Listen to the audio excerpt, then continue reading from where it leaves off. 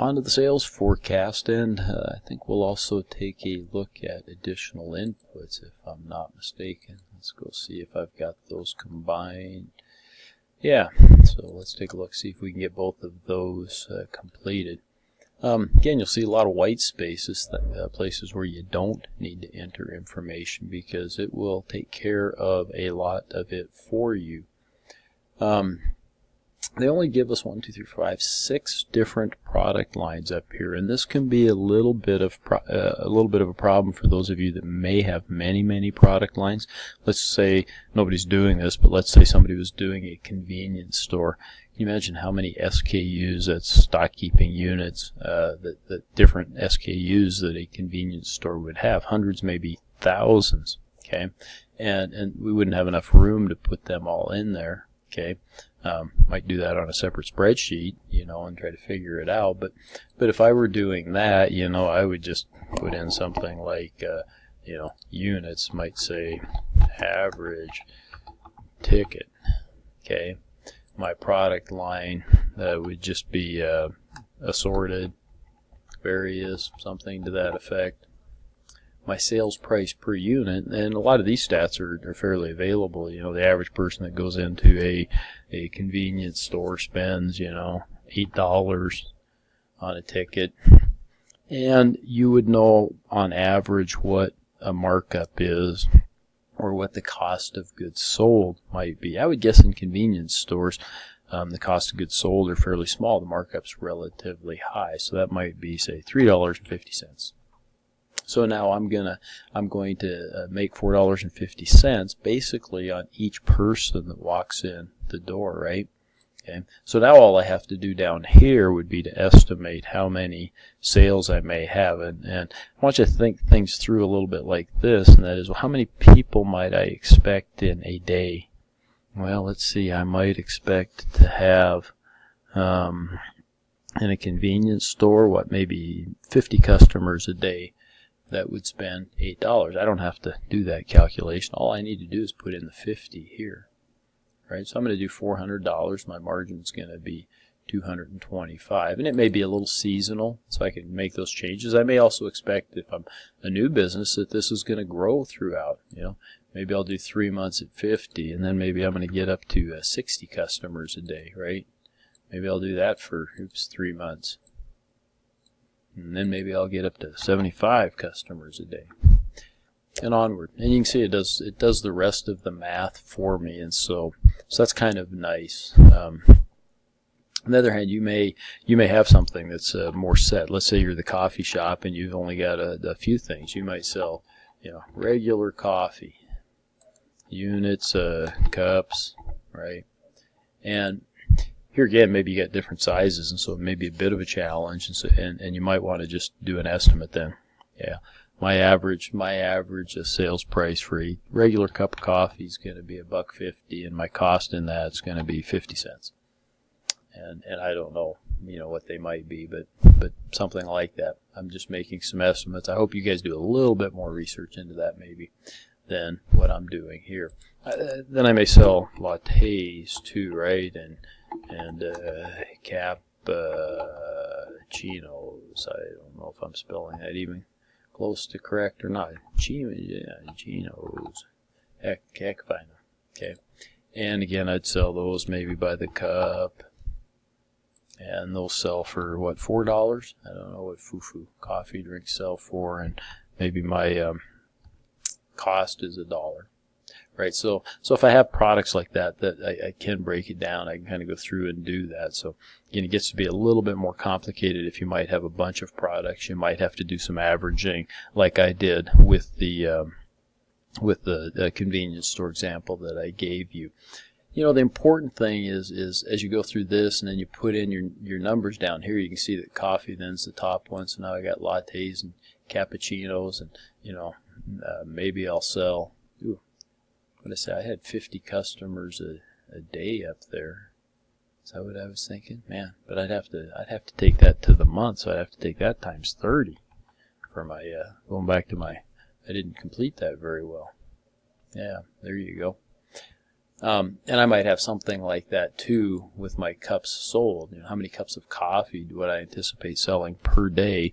I should go back and finish my thought process there. Yeah, 50 there might be a little bit extreme. Maybe I'll have 25, and so I'd have 25 times 30, so then I would have in a month 750 cups of coffee.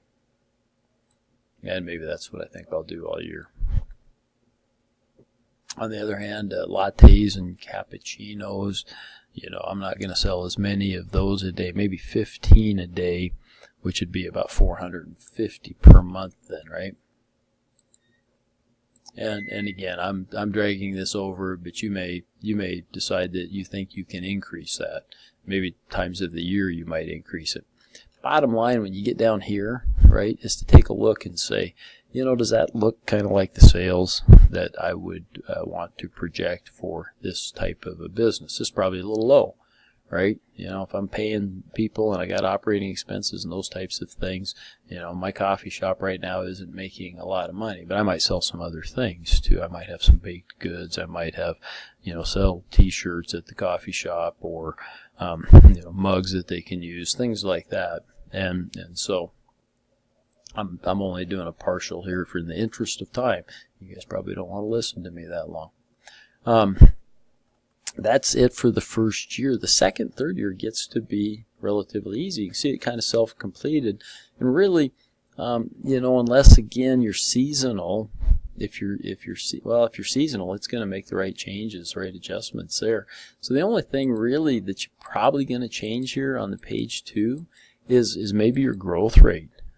Whatever your estimate is. If maybe you want to be a little more conservative, it's not a fast-growing type of business, and you're just going to grow 5% each year. Boom! It makes the changes and adjustments for me. So it's really kind of nice. There's a very good chance that you won't change any of this down here. I can't imagine that you would. There may be some exceptions to that, but this you may want to change. Just based on how you think. Maybe you think you're going to grow at 25% next year and 30% the year after that. That's fine. That's up to you to decide. That'll kind of do it for the sales forecast for years 1 and 2. Be thoughtful and be complete. Go through that. I just given you a couple of examples. A lot of you would probably have, again, far greater sales than that you might end up with. Let's move on to the additional inputs. I'm going to kind of start down here on the bottom because changes that you have to make. Okay, this is everybody. Change this amortization period to 1 year after you hit the unprotect sheet. Okay, change that to 1 year. The reason for that, it's amortizing your startup costs. So if you come over here and you've got some of these startup costs that are going to appear in here, it wants to amortize that over 3 years. And for the small types of businesses that we're talking about, it would just be unusual to amortize. And amortization is a tax thing, how you'd write those off. Okay, it'd be unusual to do that, the small amounts that we have over a 3-year period. Most people, let's take your insurance, for example. You're going to prepay your insurance. You're going to have to pay it again next year. Why would you amortize the first year's insurance out over 3 years and then have to pay years 2 and 3? And it didn't make sense to me. 1 year makes a lot more sense. It's going to make some changes that we'll have to do on our balance sheet as well. But also your effective income tax rate for everybody ought to be zeros. The exception again would be C corporations. I haven't seen again any proposed businesses that would elect to be a C corporation, and so this is zero. Why do I say that? Because business entities aside from C corporations are called pass-through entities. They pay, the business itself pays no taxes. The tax burden or the tax benefit flows through, passes through to the owner or owners. Okay? It's a concept that you need to remember. There are some very rare exceptions to that. So, I'm putting that in absolute terms because it's about a 99% thing. LLCs, LPs, LLPs, sole proprietorships, partnerships, general partnerships, etc. Those are all pass-through entities. S corporations as well are pass-through entities. C corporations are not. C corporations pay taxes separately, but most of you would not choose to do that. Okay, so we change that to 0. So make sure you've done that. That's probably one of the more common things that I have to kick back to people. Then the other thing that you might change on this particular sheet is going to be this accounts receivable or days sales, days sales outstanding. If you're that coffee shop or maybe the convenience store or whatever, there's a good chance that you're going to get paid everything right up front. You know, they're going to give you a credit card or a check or cash, and you're going to get it all. And if that's the case, you put 100% up there and zeros on everything else. And you would make those same changes here. Okay. If on the other hand, maybe you're a lawn care business, you know, that's an example I've used pretty often. You know, you're going to go do the lawn care. You're probably going to send out bills. You know, 75% of the people are going to pay you within that first 30 days. So you put that in there. You know, 20% of the people are going to pay you in the next little bit. Okay, so now we're up to 95. You're going to have 3% maybe that are going to pay you in more than 60 days, laggards. And you might actually have a few people that stiff you.